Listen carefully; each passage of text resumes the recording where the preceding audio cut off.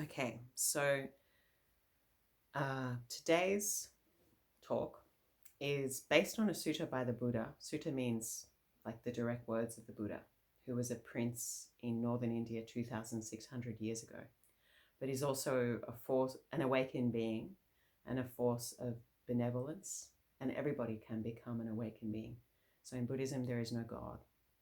Um, there, everybody has the potential to become fully awakened, free of suffering. And this sutta is called uh, Samanapala Sutta, which is the fruits of a recluseship, which means a person who has given up the world and lives in seclusion, away from the world. So, prepping and being off grid these days are pretty popular. And, it's funny that everybody who enters corporate life usually ends up like the goal is to leave it, to make as much money as possible and leave it. So it says a lot about the world we've created that people just want to make enough money to leave it.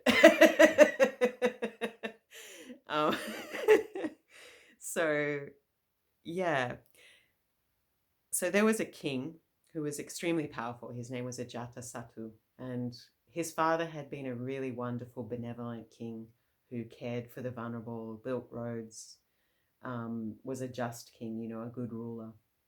And northern India at that time, much of it was like wilderness, beautiful forests with really big trees and elephants roaming and monkeys and, uh, you know, um, leopards and, all kinds of diversity.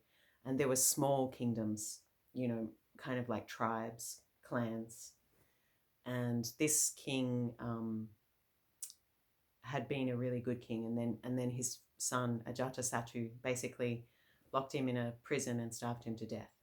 And at first, his wife, she'd cover herself in a flour paste and go and see her husband, and her husband would lick off the paste and survive. And his son was like, "Why isn't he dying?" And then he realized what the queen was doing, and eventually, unfortunately, the king died, and his son Ajatasattu took over because the king had been living so long. Ajatasattu was like, "I'm never going to get a chance to rule," so he felt tremendous guilt about this, but he was still, enjoying the power of being a king. So he went to see the Buddha, and he asked, "What's the point of being a monk? What's the point of living away from the world? Like, what are you achieving?" More or less, that was the gist of it. And I think a lot of people these days, though they want to escape the world, another part of them, when they see someone who is living like a recluse or a hermit, they're like, "You're a waste of space. You're a bludger. Why should we respect that? You just can't cope with society. You're copping out."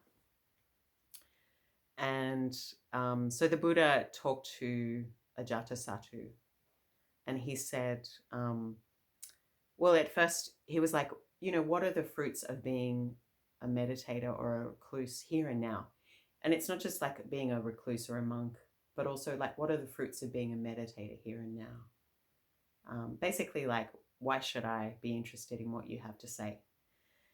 And the Buddha, at first, he was very pragmatic. He was like, well, first of all, normal people have jobs and pay tax and have stress.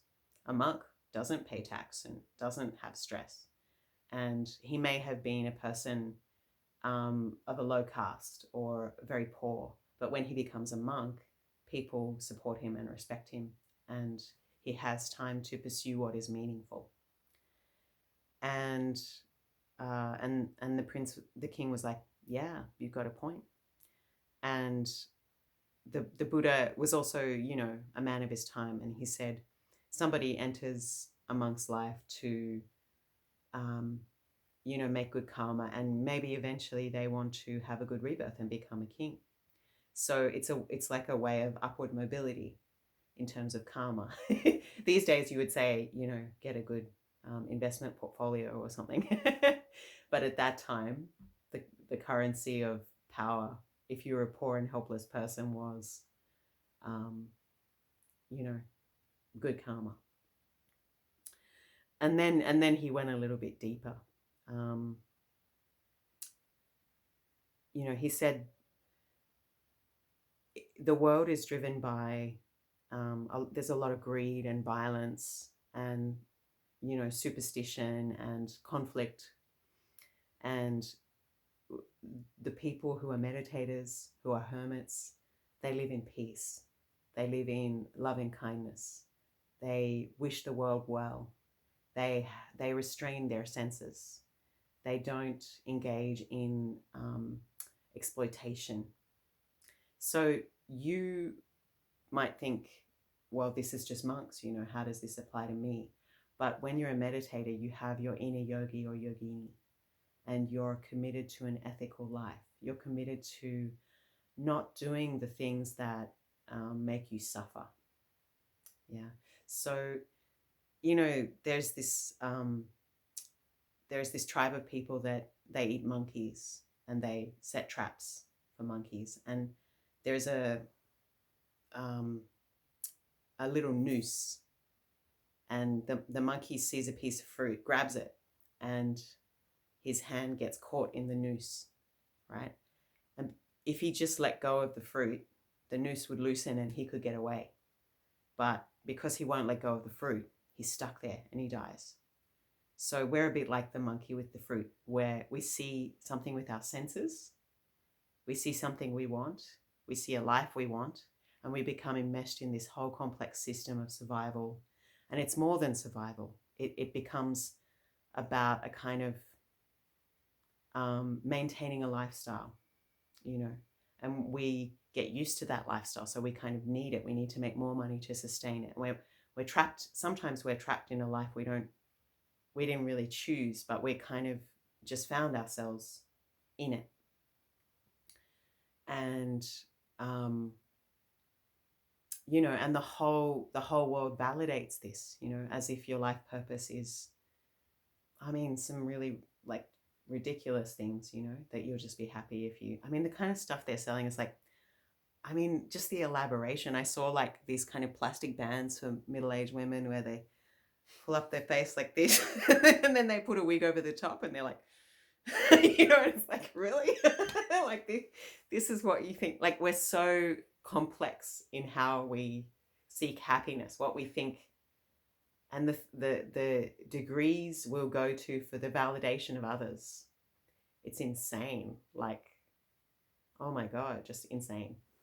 Anyway, what if happiness was simpler? What if life was simpler? And yeah, so the Buddha said, other people are caught up in this complex, they're the monkey with their hand in the snare. They won't let go. They're seeking sensual pleasures, and their desire never ends. So it's a prison. They're caught in this prison of consumption and greed, and the person who is content with little, who is living just on what they need, can't be manipulated. They're free. They're the most radically free person. And they're also living in a way that doesn't harm the planet. So they have peace. Someone whose needs are few is content, right? They have a kind of radical freedom. So he said to the king, a monk's needs are few, and we have this kind of simplicity, this happiness, this radical freedom. And so then the Buddha talked about how do we dwell in restraint, so we have this idea coming from Christianity about restraint being a very Victorian, prudish idea, like, pleasure is sinful and enjoying yourself is crass. And, so we have this kind of, whenever we hear people say celibacy or restraint, we kind of think of Victorian guilt and prudishness, and it doesn't seem very joyful. So why would we do that? But if you look at how people behave when they're extremely drunk, and the garbage they leave behind, and the things they do when they're extremely unconscious, like have affairs or have sex with someone they wouldn't have had sex with if they weren't off their head. Um, and you know, like how pleasurable is it waking up in your own vomit and um, kind of waking up next to someone you actually have no emotional connection with. And I'm not trying to shame anyone. Like if people enjoy that and they do it with consciousness, that's a very different thing. But when you're living a really hedonistic lifestyle, you know, and even many of us are not living a hedonistic lifestyle. We're just working really long hours. Um, and we, at the end of it, what do we get? Like, do we feel happy? Do we feel satisfied? We just feel exhausted. And we need to numb out, you know, to kind of recover a sense of ourselves, you know. We feel caught up in systems that are bigger than us as well. Like, how can I be myself in this monolithic system that is not driven by the values I have? You know, we find ourselves in a world and in systems where profit is the main thing, not people, where people treat each other as a commodity rather than as a human being.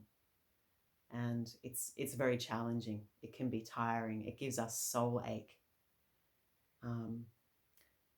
And the Buddha was saying to this king, you know, I mean, basically he's saying the whole gist of it is you have so much power and money and, you know, 20 wives and you can have whatever you want and everybody's afraid of you and everybody kisses your ass, but I have radical freedom and you don't. I have real love and you don't.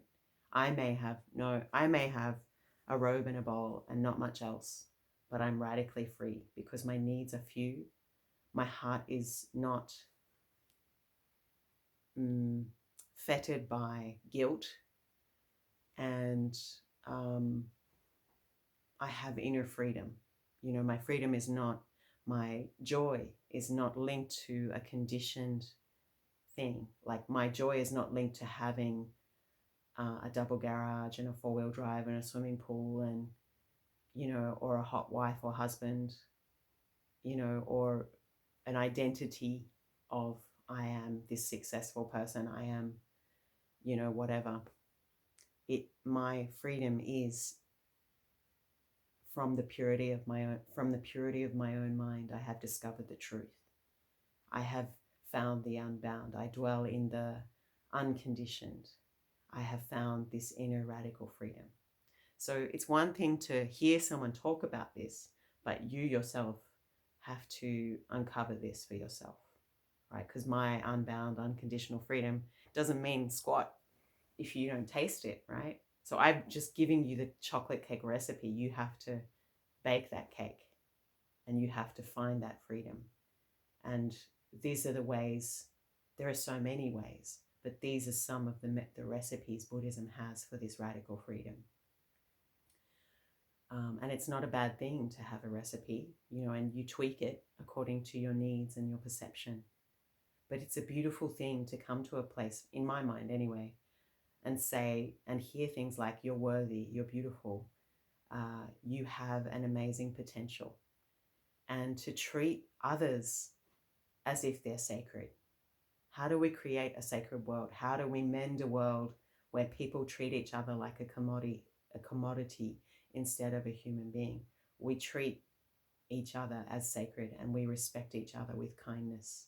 And of course, it's exhausting. You can't be loving and nice and give everyone everything they want. You have to have boundaries and preserve your energy. But it doesn't, just a shift, you know, like I notice in Tasmania, it's so much nicer when you go to the supermarket, the checkout people have a conversation with you. It's a country town thing, but people are just a lot nicer to each other. And I generally find people are a bit happier in their jobs because their life is a bit more simple and you know the people who live in your community, you know, it's just a little bit more laid back and it's nice. It's nice.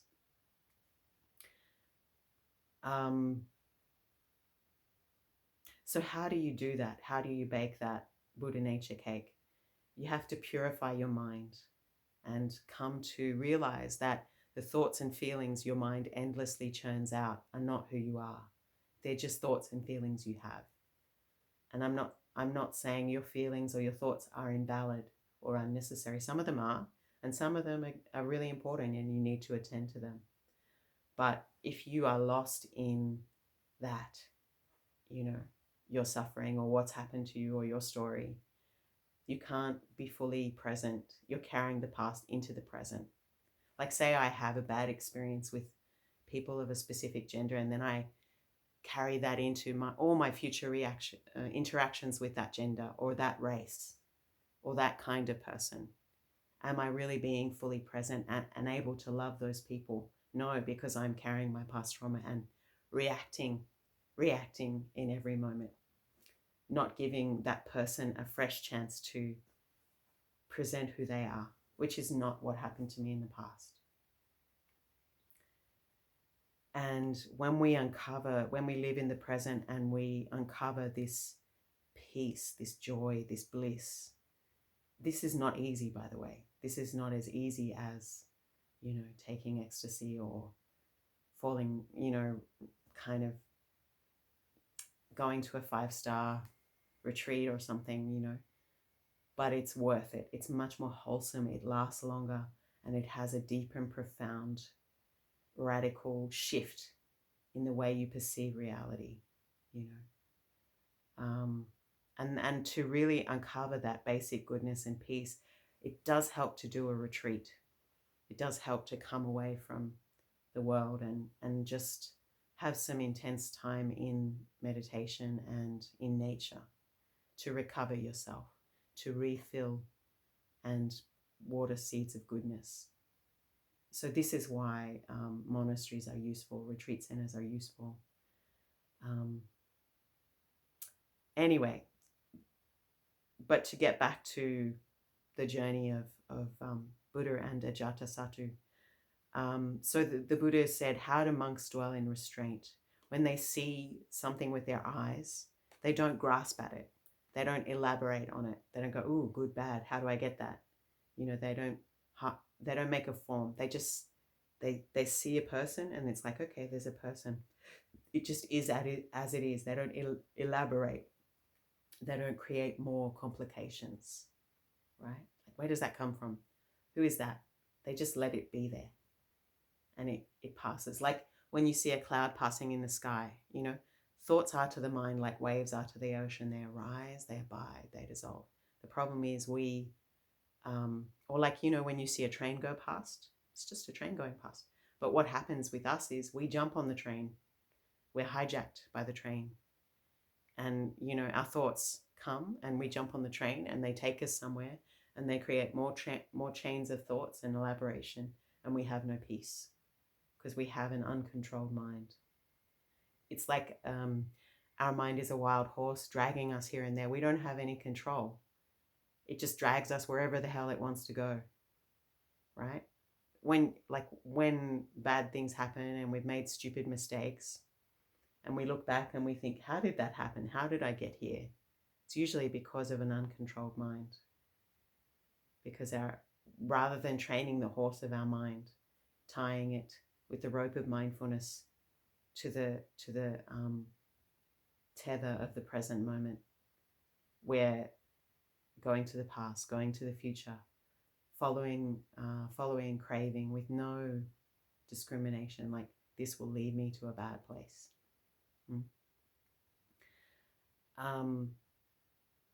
And when and the Buddha described, how when you see something and you create grasping and, elaboration with our senses, with our sight, our hearing, our taste, and our mind, and then we start grasping at it, and then, suffering. I need that. I want that. I've got to work for that. I'm more tied into my desires. I'm more driven by my unconscious craving. And some things are needs and give benefit, and some things are unnecessary, right? So we need a car to go to work. We need a job. We need food. These are needs. We need shelter. But, do we need a double brick house with a double garage and, a giant SUV, says the nun with the 4-wheel drive out the front. But, do we need the best kind of that thing? Or do we just need a simple thing? Is it good enough? We're endlessly, like, Australians have this, we like to watch like shows about home renovation and decoration, and because we're bored with just the simple basic thing, because we don't know how to look inside and find some peace and some bliss. So we're always trying to change the outside to make it better, and we're never satisfied. Oh, that decoration's 10 years out of date, so we have to knock out a wall and do it all better. And it's not bad to have a nice basic nice thing, but it never ends for us. This desire just is constantly upgrading. And we concretize our thoughts. We believe they're fully real, to the point where you can literally have a thought, I want to die. And usually what I want to die means is I'm deeply unhappy in my life and I don't want to feel this way anymore. And I have a sense of despair that my depression will never end. It's not a wish that I wasn't alive. It's just, I don't want to feel this way anymore. But we take it and we don't know how to see it as just a thought or a feeling. We allow it to overwhelm us. And there's nothing wrong with seeking help when things are that bad.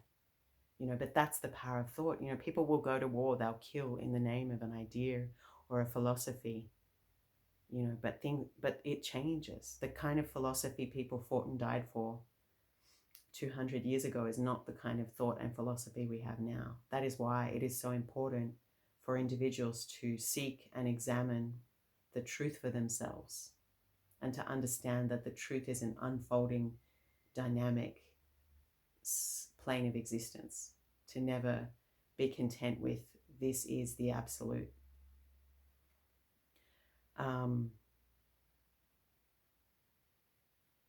So when a yogi or a yogini is restrained, they experience happiness and bliss of the mind, and they dwell with mindfulness and clear comprehension in the present moment.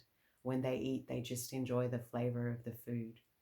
When they walk, they just enjoy walking. They're aware of the blue sky and the green earth. They're aware of a friend. They're aware of having a cup of tea. And when they look deeply at the cup of tea, they see the woman who grew the tea. They see the rain that nourished the tea. They see the history of tea. They're seeing the whole universe in a cup of tea, right? So they're seeing the beauty of that present moment. And they're just drinking their tea, fully present in each moment of life, not, craving for the future or, lost in the past. This is a way to be joyful and to recover our sense of wonder, our cookie of childhood, if you like. So this is restraint, this is living in the present moment with awareness and clear comprehension. Whatever they do, they're just in the moment doing that thing, one thing at a time. Aware. When they're speaking, they're aware they're speaking. When they're eating, they're aware they're eating.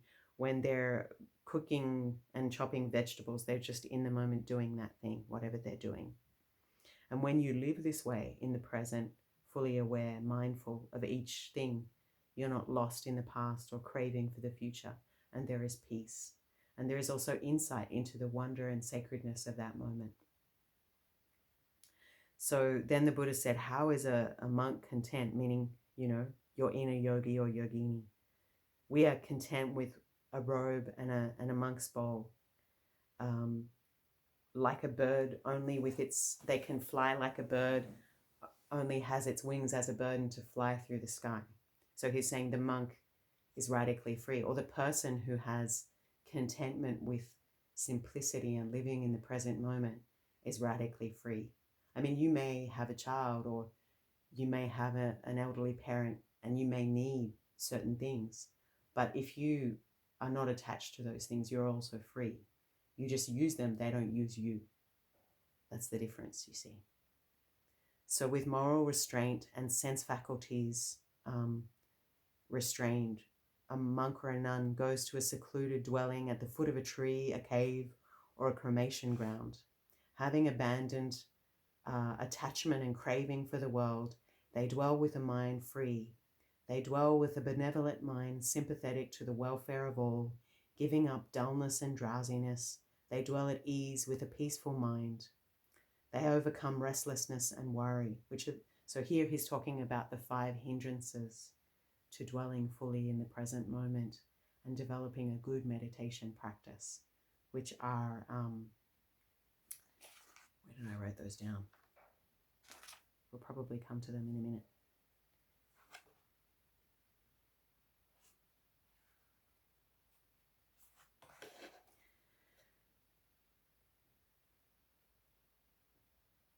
I mean, some of them are restlessness and doubt and mental dullness and mental sinking. You know, sometimes you sit down to meditate and you just fall asleep, or you kind of doubt, like, will I ever have any, I'm totally crap at meditation. Why should I even try? Or we feel restless, like, oh God, I never thought the breath would be so boring. And so there's all these things that can arise, and there are antidotes for those.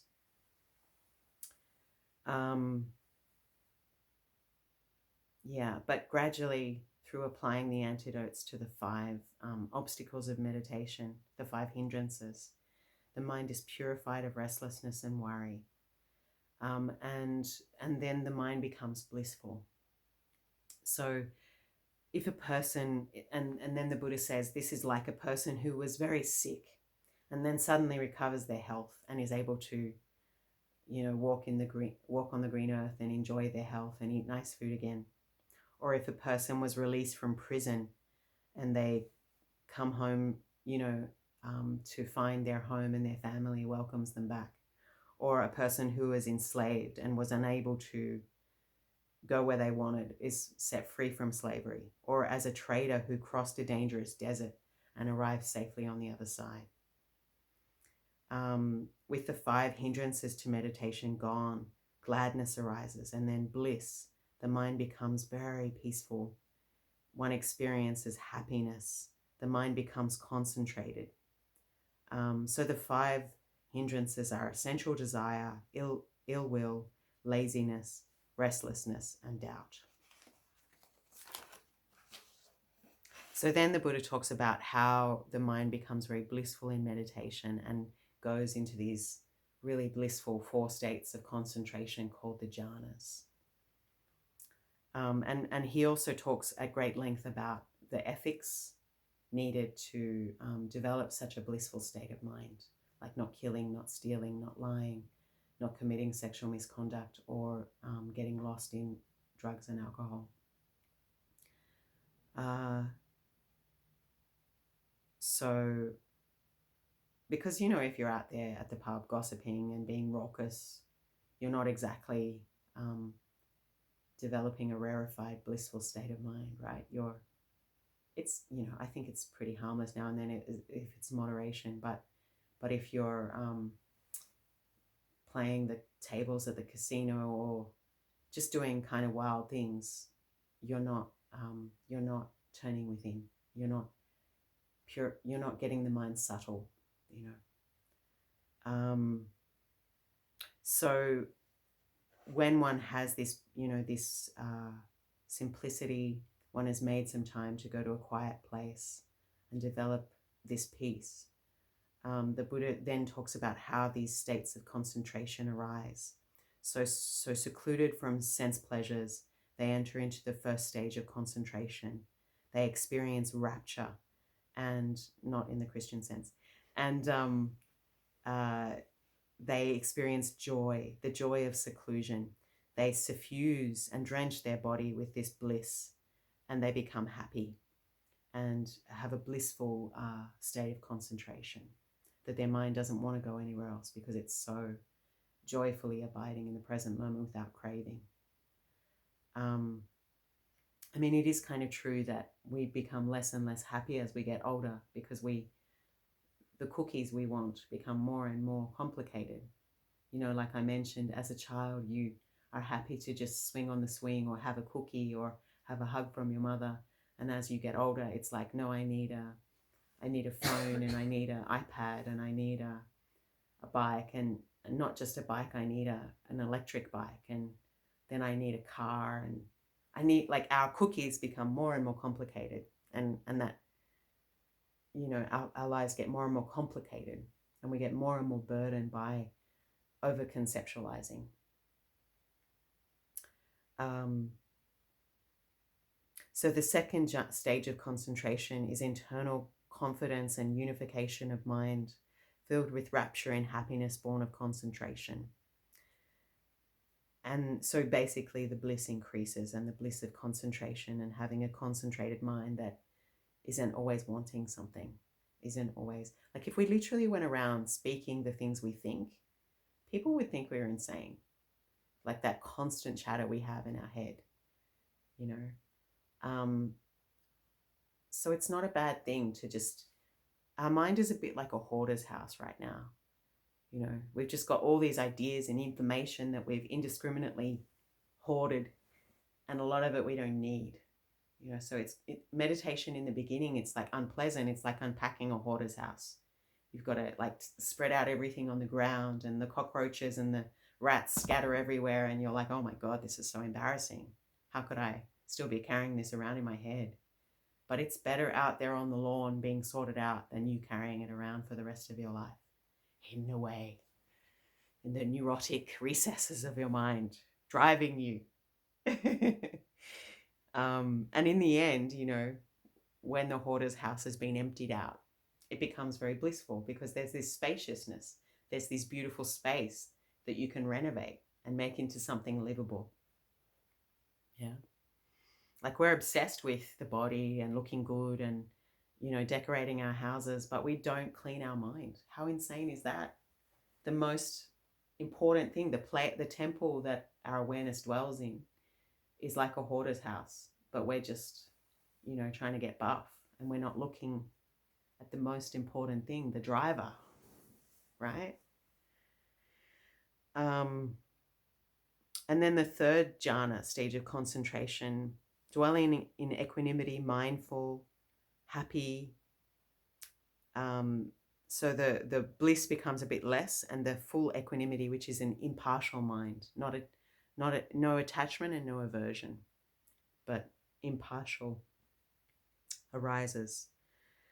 And one suffuses one's body in this equanimity and this happiness, free from rapture, free from bliss, but full of equanimity, takes us into the fourth stage of concentration, abandoning of pleasure and pain, the previous passing of joy and grief. One enters a state that is neither pleasant nor painful, but mindful, filled with equanimity, suffusing their body and mind. The mind becomes bright. And when the mind is concentrated, unblemished, free of defects, it becomes malleable, like a piece of clay, or as light as a feather. And one penetrates the nature of existence. Just like one becomes liberated, basically. One understands the nature of the body, which is arising from parents, sustained by food, subject to passing away. That luminous awareness, just like when you pull the inside of a stalk of wheat, the inner sheath is pulled out of the outer sheath. The luminous awareness is taken out of the delusion. And one understands the Four Noble Truths, which are suffering, the cause of suffering, the path leading to the end state, which is enlightenment, freedom from suffering, and the path of how to get there. Freed from central desire, freed from craving for existence and ignorance and negative emotions, one is liberated. And the point of being a meditator or a monk or living a holy life has been lived, and one has attained the highest fruit. So, yeah, the Buddha laid it out for Ajatasattu. He said, you know, the benefits are like you're in a Buddhist society as a monk, you're esteemed by society and you're living in simplicity. But the ultimate joy of being a hermit or being a meditator or following the path of liberation is you understand how to manage your mind and you become liberated. And Ajatasattu was like, wow, and please accept me as your disciple. And then when he went back to being a king, scheming and, defending the nation. And at the time, he was so paranoid because he'd killed his father, so he knew that everybody was angry at him. So when his stepbrother brought him to see the Buddha, they were all riding on elephants. And he was so paranoid that he thought his stepbrother was bringing him to his enemies. And he's like, "Are you sure? Are you sure you haven't betrayed me? Are you bringing me to the hands of my enemies?" And his stepbrother, who could just see that he was filled with guilt and mental tension about having killed his father. But his stepbrother brought him to the Buddha. And the Buddha said to the monks, if that man had not killed his father, he would already be enlightened just from hearing this teaching. He was so close. But because of having killed his father, he needs to, go through more karma and continue. But I think in the end, he came pretty close. Ajatasattu came pretty close to getting enlightened and kind of made amends for, the terrible thing he did. So that is, that's a lot. That's a lot. This is once again, the fruits of recluseship, which is the Samana Pala Sutta in the long discourses of the Buddha. And so it's talked about, in summary, it's talked about, attaining concentration, the 4 jhanas, 4 states of blissful abiding that can direct the mind to insight and liberation. It's talked about the need for ethics, the need for turning away from distractions, from simplifying one's life, from the bliss of contentment, how to manage one's mind, that we do have a basic luminous joy that we can access. And it's talked about radical freedom and overcoming the 5 hindrances, which are sensual desire, ill will, laziness, restlessness, and doubt. So before I end, does anyone have any questions or comments on what they've heard or that they didn't understand?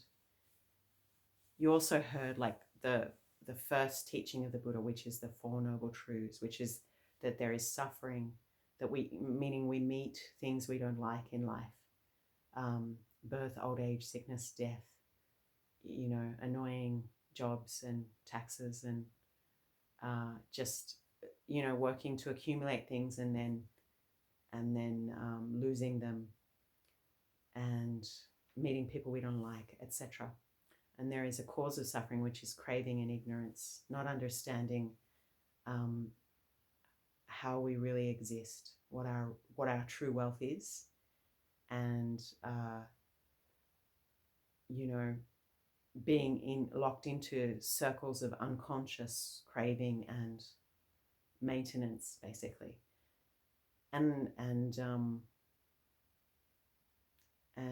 the state beyond that suffering, which is liberation, beyond negative emotions and ignorance, understanding that we're all interconnected, and the Eightfold Path. But that's another teaching. Yeah. No other questions, comments? Yeah. Question. Yeah. Does living as a recluse, the life of a monk or a nun, I understand that if you're following that path and you're cultivating this way of being within yourself, people that are coming to visit, like the guy in your story, I can't remember his name. Ajatasattu. Yeah. He benefits, right? Yeah. He's coming, he's benefiting from the Buddha's presence and his practice that he's living and has been living in the past.